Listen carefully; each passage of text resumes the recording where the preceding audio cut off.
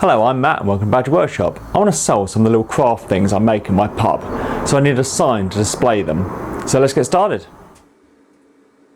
Like so many of us, I've watched hours of Jimmy DiResta videos making signs, so I thought I had a few ideas.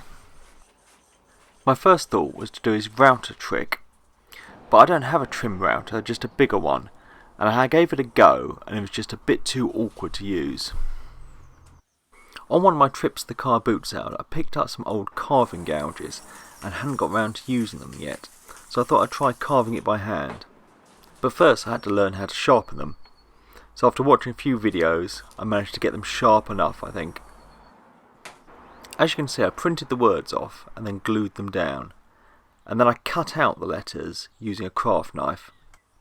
My thinking was, not only would it give me a stencil to carve, but it would sever the fibres so it'd give nice clean edges, or that was my theory anyway. I'll try and sell a few of the small things I make. I've done a couple of craft fairs, and I just wanted to display a few things in the pub for the locals to buy.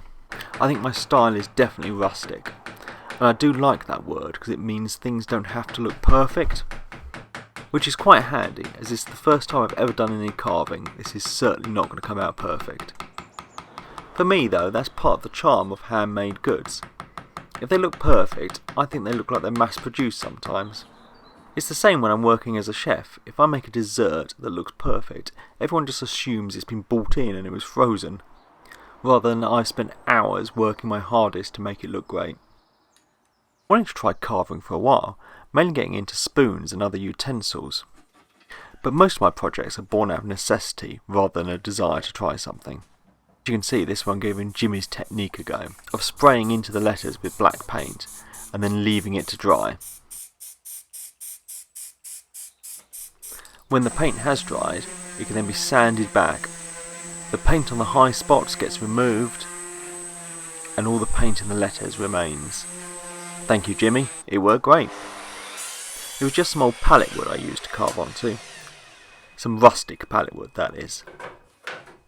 So I'd carved around knots and nail holes and then had to cut it down to fit all the words back together again.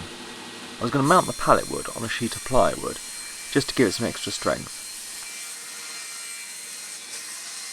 While I was at the table saw, I ripped down some more pallet wood to use as a border or frame for the whole thing.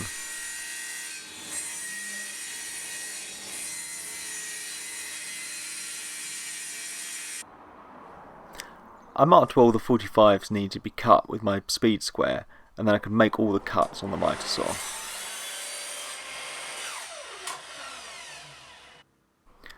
These bits of pallet wood weren't the flattest boards I had, and that's one of the reasons I wanted to mount them on a plywood base. So instead of using wood glue, I used some construction adhesive instead. This just works much better filling in any gaps. When I had it all arranged where I wanted it, I could use the brad nailer to hold everything in place while the glue dried.